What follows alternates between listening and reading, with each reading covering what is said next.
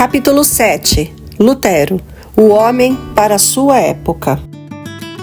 Dentre aqueles chamados para tirar a Igreja das trevas de Roma e conduzi-la para a luz de uma fé mais pura, Martinho Lutero se destaca como principal. Sem nenhum temor, a não ser o temor do Senhor, e sem reconhecer nenhum fundamento para a fé além das Sagradas Escrituras, Lutero foi o homem certo para a sua época. Lutero passou a infância no humilde lar de um camponês alemão.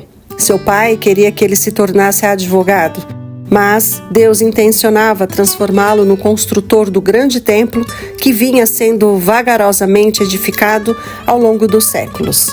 Dificuldades, pobreza e disciplina severa foram a escola que a sabedoria infinita usou a fim de preparar Lutero para sua missão de vida.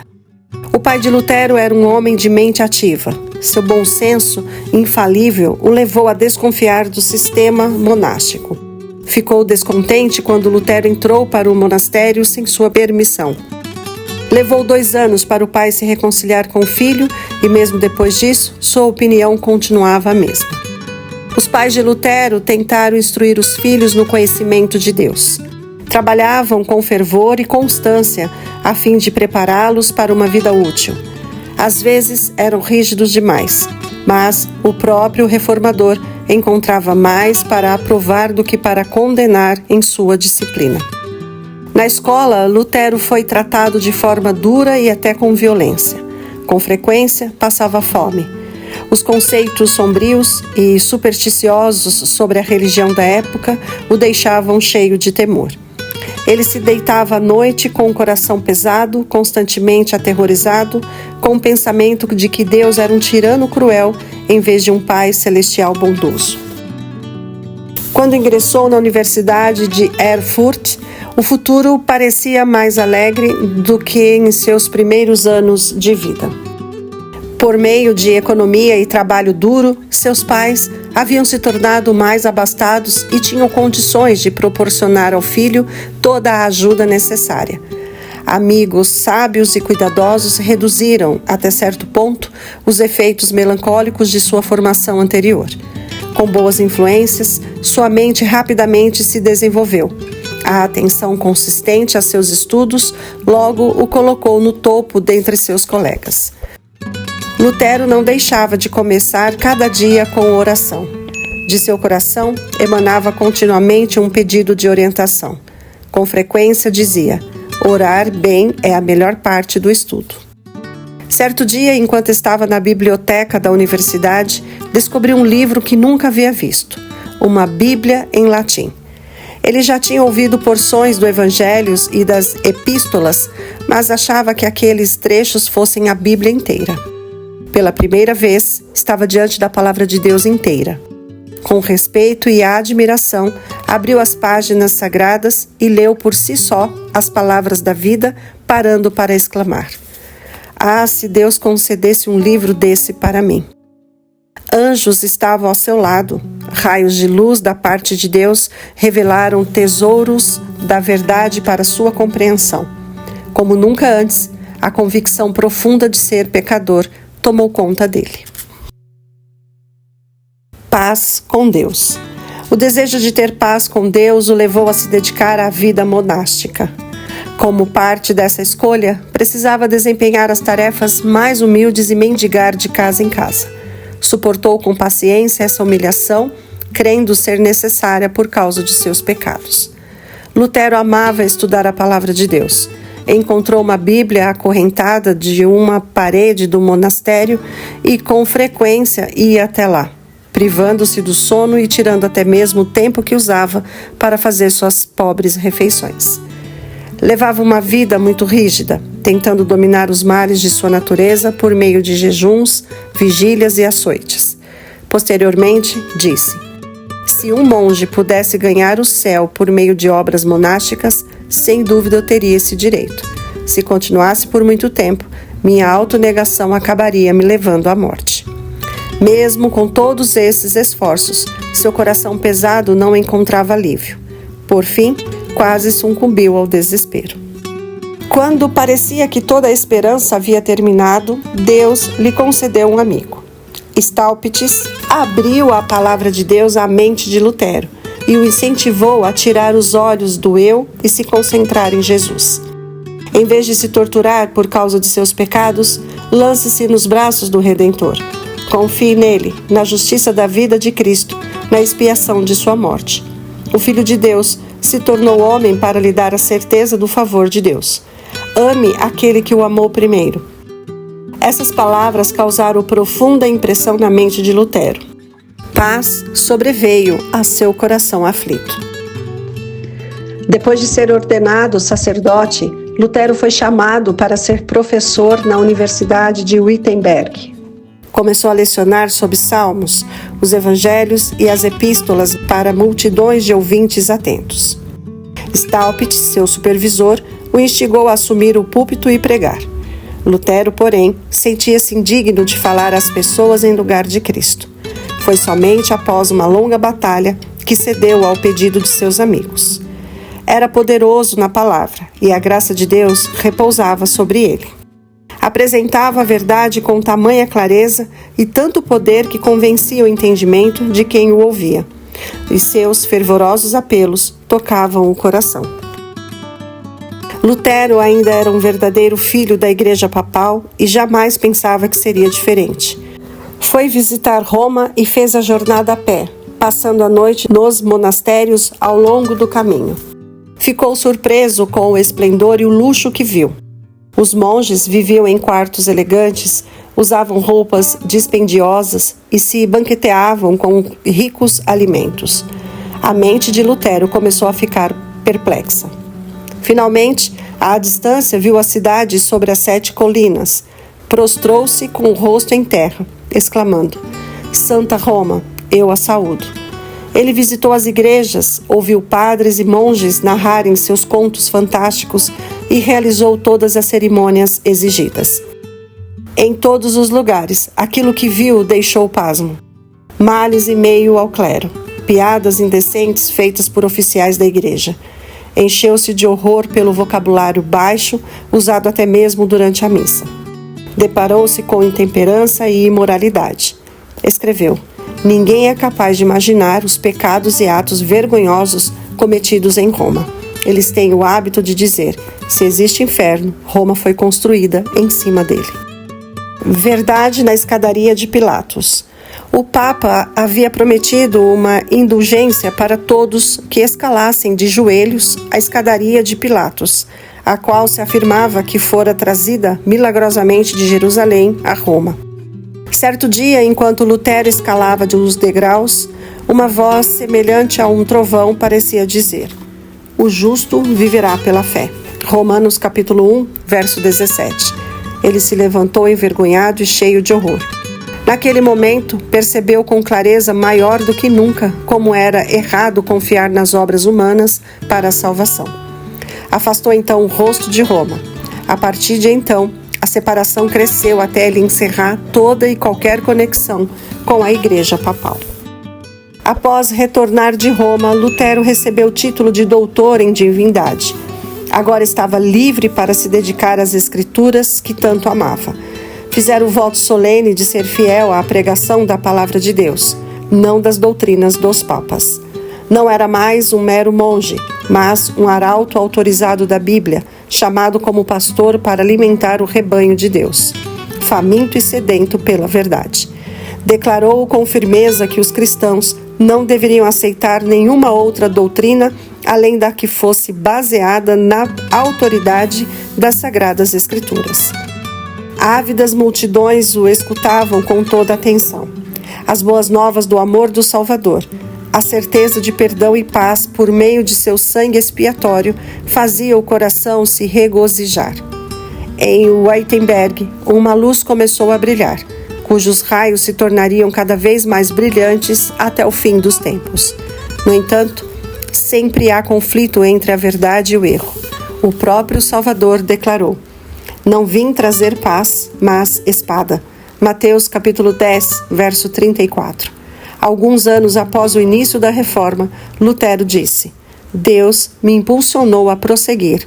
Quero viver em paz, mas sou lançado em meio a levantes e revoluções. Indulgências à venda. A Igreja Católica colocou a graça de Deus à venda. Pressionada para conseguir recursos a fim de construir a Basílica de São Pedro em Roma, a Igreja começou a vender indulgências sob a autoridade do Papa. Um templo seria construído para adorar a Deus, pago por meio de crime. Foi isso que despertou os inimigos mais bem-sucedidos do papado e levou à batalha que abalou o trono papal e a tríplice coroa sobre a cabeça do pontífice. Tetzel foi oficial designado para vender indulgências na Alemanha. Ele era condenado por ofensas vergonhosas contra a sociedade e a lei de Deus, mas foi contratado para liderar os projetos de obtenção de recursos para o Papa na Alemanha. Contou mentiras gritantes e contos fantasiosos a fim de enganar o povo ignorante e supersticioso.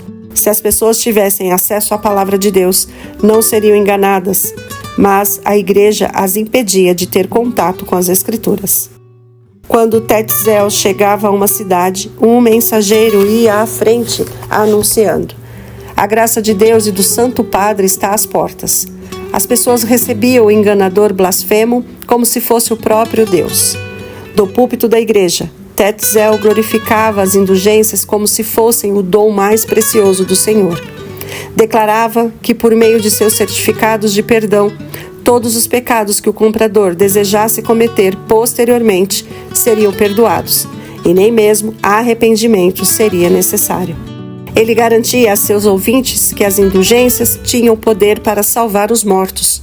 No momento em que o dinheiro tilintasse no fundo de sua mala, a alma pela qual o indivíduo pagara sairia do purgatório e trilharia o caminho do céu. Ouro e prata enchiam os tesouros de Tetzel.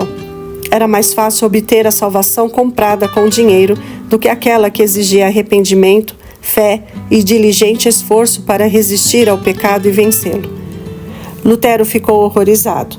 Muitos de sua congregação compraram os certificados de perdão. Logo começaram a procurar seu líder espiritual, confessando pecados e esperando ser perdoados. Não por lamentarem e quererem mudar, mas por causa da indulgência. Lutero se recusava a fazer isso e advertiu as pessoas, dizendo que, a menos que se arrependessem e mudassem de vida, morreriam em seus pecados. Elas voltavam a Tetzel reclamando que seu confessor havia recusado os certificados, e algumas exigiram o dinheiro de volta com ousadia. Irado, o frade proferiu maldições terríveis, ordenou que fogueiras fossem acendidas nas praças públicas e declarou que ele havia recebido do Papa a ordem de queimar todos os hereges que ousassem se opor às suas santíssimas indulgências. Começa a obra de Lutero. Lutero pregou no púlpito em tom de advertência solene. Explicou ao povo como o pecado ofendia a Deus e como era impossível a qualquer um, por meio das próprias obras, reduzir a culpa ou evitar seu castigo. Nada a não ser o arrependimento diante de Deus e a fé em Cristo são capazes de salvar o pecador. A graça de Jesus não pode ser comprada. É um presente gratuito. Ele aconselhava as pessoas a não comprar indulgências, mas a olhar, por meio da fé, para o Redentor crucificado. Contava sobre sua dolorosa experiência e garantia a seus ouvintes que era por meio da fé em Cristo que encontrariam alegria e paz. Como Tetzel continuava a fazer suas promessas ímpias, Lutero decidiu protestar de maneira mais eficaz. Havia relíquias no castelo da igreja de Wittenberg, que eram exibidas às pessoas em determinados dias santos. Todos que visitavam a igreja nesses dias e confessavam seus pecados recebiam remissão completa. Um dia antes da mais importante dessas ocasiões, a festa de Todos os Santos, Lutero se uniu à multidão que já estava a caminho da igreja. Ele afixou na porta da igreja as 95 teses contra a doutrina das indulgências. Sua contestação atraiu a atenção de todos. As teses eram lidas e repetidas em todas as direções, despertando grande agitação em toda a cidade. Os argumentos mostravam que Deus nunca havia confiado ao Papa, nem ao homem nenhum, o poder de perdoar pecados e remover sua pena. Mostravam com clareza que Deus concede livremente sua graça a todo aquele que a busca com arrependimento e fé. As teses de Lutero se espalharam por toda a Alemanha e, dentro de poucas semanas, haviam ecoado por toda a Europa. Muitos católicos romanos devotos leram as teses com alegria, reconhecendo nelas a voz de Deus. Sentiam que o Senhor havia começado a agir para deter a crescente maré de corrupção proveniente de Roma. Príncipes e magistrados se alegravam em segredo, porque um limite estava sendo colocado sobre o poder arrogante que negava o direito de apelar às decisões. Os astutos líderes eclesiásticos ficaram enraivecidos ao ver que seus lucros corriam perigo. O reformador enfrentou acusações amargas. Quem não sabe, respondeu, que é raro alguém sugerir uma ideia nova sem ser acusado de incitar contendas? Porque Cristo e todos os mártires foram condenados à morte? Por que promoveram ideias novas sem primeiro pedir humildemente o conselho dos líderes religiosos estabelecidos? As acusações dos inimigos de Lutero, a representação errônea de suas intenções e os ataques cheios de ódio a seu caráter sobrevieram a ele como um dilúvio. A princípio, o reformador tinha a confiança de que os líderes se uniriam alegremente a ele na reforma. Olhando para o futuro, viram um dia melhor se aproximando da igreja. Entretanto, o encorajamento de alguns líderes havia se transformado em crítica. Muitos oficiais da igreja e do Estado logo perceberam que a aceitação das verdades acabaria por minar a autoridade de Roma, deteria os milhares que fluíam para os seus tesouros e diminuiria o luxo dos líderes papais. Ensinar o povo a buscar salvação somente em Cristo destruiria o Papa de seu trono e acarretaria a destruição de sua autoridade também.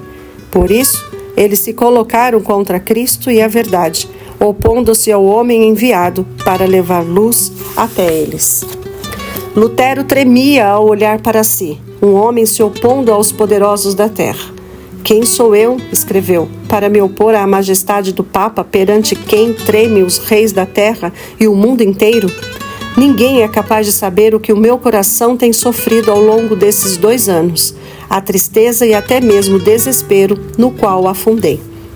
Quando o apoio humano falhou, ele olhou somente para Deus. Poderia se apoiar com toda segurança em seu onipotente braço. Lutero escreveu a um amigo: seu primeiro dever é começar pela oração. Não espere nada pelos próprios esforços e por seu entendimento. Confie somente em Deus e a sua influência de seu espírito. Essa é uma importante lição para aqueles que sentem que Deus os chamou para apresentar os outros verdades vitais para esse tempo. Ir contra os poderes do mal exige algo mais do que intelecto e sabedoria humana. Somente a Bíblia. Quando os inimigos apelavam para os costumes e as tradições, Lutero os enfrentava somente com a Bíblia. Eram argumentos aos quais não conseguiam responder. De seus sermões e escritos provinham raios de luz que despertavam e iluminavam milhares. A palavra de Deus era como espada de 2 gumes, cortando seu caminho para o interior do coração das pessoas. Os olhos do povo, direcionados tanto para cerimônias humanas como para sacerdotes terrenos, agora se voltavam pela fé para o Cristo crucificado. Esse amplo interesse despertou o temor das autoridades papais. Lutero foi convocado a comparecer perante Roma, a fim de responder pela acusação de heresia.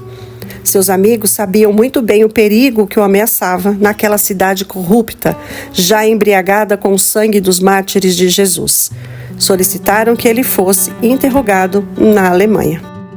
Isso foi providenciado, e um representante do Papa, ou legado, foi designado para ouvir o caso. As instruções a esse oficial explicavam que Lutero já deveria ser declarado herege. Portanto, o legado deveria acusá-lo e prendê-lo sem qualquer demora. Tinha poder para exilá-lo de qualquer parte da Alemanha, banir, amaldiçoar e excomungar todos os que estivessem em qualquer ligação com ele. Ou seja, excluir todos, sem importar a posição que ocupassem no Estado ou na Igreja, com exceção do imperador, que houvesse negligenciado seu dever de prender Lutero, bem como seus seguidores, e entregá-los à vingança de Roma. O documento não revelava nenhum vestígio de princípio cristão ou até mesmo de justiça comum. Lutero não teve a oportunidade de explicar ou defender sua posição. Ainda assim, foi declarado herege e, no mesmo dia, aconselhado, acusado, julgado e condenado. No momento em que Lutero muito necessitava do conselho de um amigo verdadeiro, Deus enviou Melanchthon para o Wittenberg. O bom senso de Melanchthon, aliado a um caráter puro e justo, conquistava a admiração de todos. Logo, ele se tornou amigo da maior confiança de Lutero. Sua bondade, cautela e exatidão ajudaram a complementar a coragem e energia de Lutero. O julgamento ocorreria em Augsburgo e o reformador partiu a pé. Havia ameaças de que ele seria assassinado no caminho, por isso, seus amigos imploraram que ele não fosse. Mas Lutero respondeu: "Sou como Jeremias, homem de lutas e contendas. No entanto, quanto mais aumentam as ameaças, mais se multiplica minha alegria. Eles já destruíram minha honra e reputação. Quanto à minha alma, não podem tomá-la. Todo aquele que deseja proclamar a palavra de Cristo ao mundo deve esperar a morte a qualquer momento." A notícia da chegada de Lutero a Augsburgo deu grande satisfação ao representante do Papa. Parecia que o herege perturbador que havia despertado a atenção do mundo não escaparia do poder de Roma. O representante tinha a intenção de forçar Lutero a se retratar. Caso isso falhasse, ele enviaria o reformador a Roma a fim de partilhar do mesmo destino de Hus e Jerônimo. Assim, por meio de seus agentes, tentou fazer Lutero comparecer sem salvo-conduto, confiando em sua misericórdia. Mas o reformador se recusou a fazer isso. Só compareceu à presença do embaixador do Papa quando recebeu o documento que prometia a proteção por parte do imperador. Como estratégia, os delegados do Papa decidiram conquistar Lutero, parecendo tratá-lo com bondade. O embaixador alegou grande amizade, mas exigiu que Lutero se submetesse completamente à Igreja e abrisse mão de todas as suas ideias, sem argumentar nem questionar. Em sua réplica, Lutero expressou sua consideração pela Igreja, seu desejo de conhecer a verdade e sua disposição para responder não apenas a todas as objeções, mas a aquilo que ensinava e a submeter suas doutrinas ao arbítrio das principais universidades. Ele também protestou contra a exigência do cardeal de se retratar sem ficar comprovado que estava errado. A única resposta que recebeu foi: "Retrate-se, retrate-se." O reformador mostrou que sua posição contava com o apoio das Escrituras. Ele não podia renunciar à verdade. O embaixador, incapaz de refutar os argumentos de Lutero, o sobrecarregou com uma tempestade de acusações, ataques, bajulação, citações de tradição e os dizeres dos pais da Igreja, sem dar ao reformador a oportunidade de se pronunciar. Por fim, Lutero conseguiu a permissão relutante de apresentar sua resposta por escrito. Ao escrever para um amigo, disse: "Aquilo que é escrito pode ser submetido ao julgamento de outros. Além disso, maior é a chance de trabalhar com os temores, se não da consciência, de um déspota arrogante e tagarela, que de outra maneira dominaria por meio de suas palavras arrogantes." Na audiência seguinte, Lutero fez uma apresentação clara, concisa e vigorosa de seus pontos de vista, fundamentada nas Escrituras. Após ler o documento em voz alta, ele o entregou ao cardeal, que o jogou de lado e o desconsiderou, dizendo se tratar de um aglomerado de palavras vãs e citações irrelevantes. Então Lutero enfrentou o altivo oficial no terreno dele, usando as tradições e os ensinos da Igreja, derrotando por completo os argumentos do cardeal. O oficial quase perdeu o domínio de si mesmo, irado gritou: "Retrate-se, caso contrário, o mandarei para Roma." Por fim, declarou em tom nervoso e arrogante: "Retrate-se ou não volte nunca mais." O reformador saiu imediatamente com seus amigos, deixando claro que o embaixador não deveria esperar nenhuma retratação de sua parte. Não era isso que o cardeal intencionava. Sozinho agora, com aqueles que o apoiavam, olhou perplexo para os outros diante do fracasso inesperado de seus planos. A vasta assembleia que ali estava teve a oportunidade de comparar os dois homens e julgar por si só o espírito que cada um havia demonstrado, bem como a força e a veracidade de seu posicionamento. O reformador era simples, humilde e firme, tendo a verdade ao seu lado. O representante do Papa se revestia da importância própria, era jactancioso, irracional e não tinha um único argumento bíblico. Ainda assim, exigia em volume máximo: retrate-se ou irá para Roma. Fuga de Augsburgo. Os amigos de Lutero argumentaram que, como era inútil ficar, ele deveria retornar o mais rápido possível para o Wittenberg e fazê-lo com grande cuidado. Assim, ele partiu de Augsburgo a cavalo antes de raiar o dia, acompanhado apenas de um guia que o magistrado havia providenciado. Trilhou em segredo as ruas escuras da cidade. Inimigos vigilantes e cruéis tramavam destruí-lo. Foram momentos de ansiedade e fervorosa oração. Ele chegou a um pequeno portão no muro da cidade. Abriram o portão para Lutero. Então ele e o guia passaram. Antes do representante de Roma ficar sabendo que Lutero havia ido embora, ele já estava além do alcance de seus perseguidores. A notícia da fuga de Lutero encheu o representante de surpresa e raiva. Ele esperava receber grande honra por sua firmeza ao lidar com aquele perturbador da igreja. Em uma carta a Frederico, eleitor da Saxônia, denunciou amargamente Lutero, exigindo que a autoridade enviasse o reformador a Roma ou o banisse da Saxônia. Até então, o eleitor tinha pouco conhecimento sobre as doutrinas reformadas, mas havia ficado profundamente impressionado com a força e a clareza das palavras de Lutero. Até que alguém provasse que o reformador estava errado, Frederico estava determinado a protegê-lo. Em resposta, o oficial respondeu: uma vez que o doutor Martinho compareceu perante sua presença em Augsburgo, o senhor deve se dar por satisfeito. Não esperamos que tente obrigá-lo a se retratar sem primeiro convencê-lo de seus erros. Nenhum homem culto de nosso território me informou que a doutrina de Martinho é sacrílega, anticristã ou herege. O eleitor percebia que a igreja necessitava de uma obra de reforma. Em segredo, ele ficou feliz porque uma influência melhor estava surgindo dentro da igreja. Somente um ano havia se passado desde que o reformador afixara as teses na igreja do castelo. Porém, seus escritos despertaram renovado interesse pelas Sagradas Escrituras por toda parte. Alunos se aglomeravam na universidade, vindos não só de todas as partes da Alemanha, mas também de outras terras. Ao ver o Wittenberg pela primeira vez, jovens levantavam as mãos ao céu e louvavam a Deus por ter feito a luz da verdade brilhar a partir dessa cidade.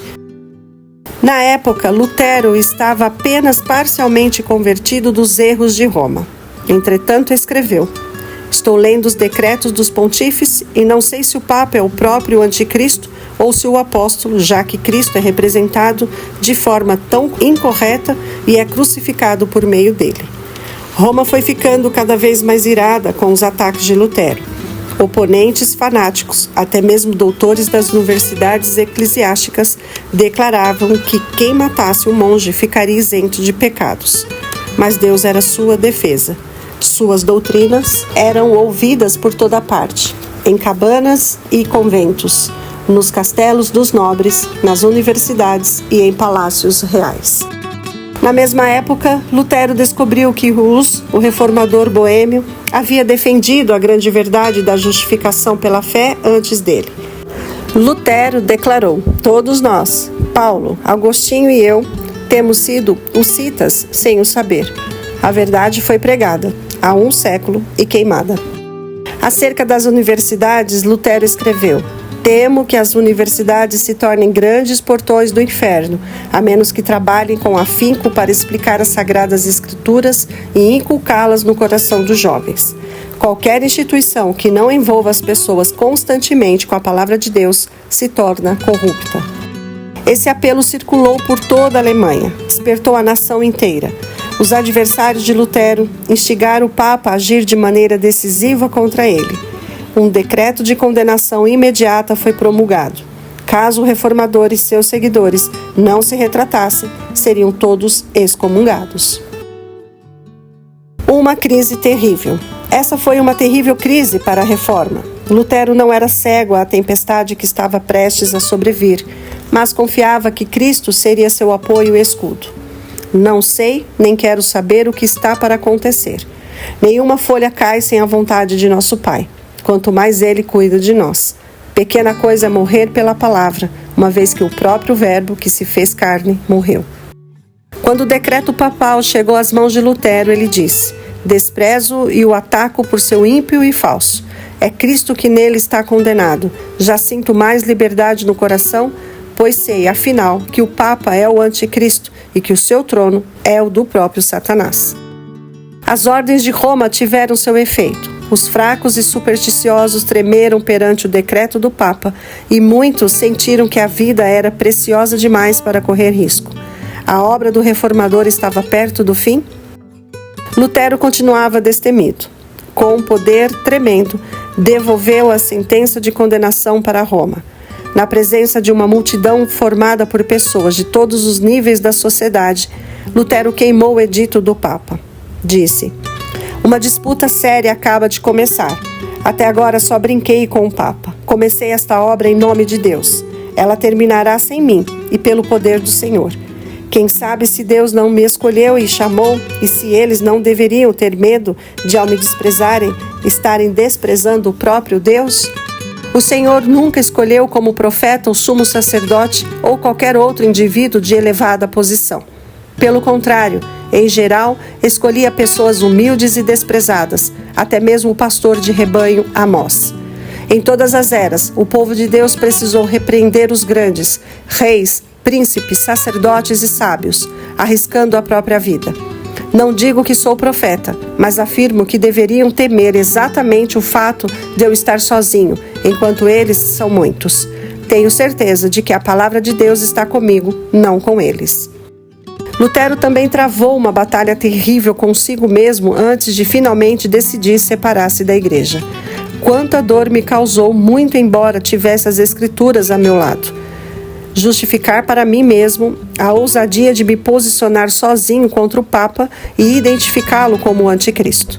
Quantas vezes não fiz a mim mesmo as perguntas tão frequentes nos lábios dos defensores do Papa?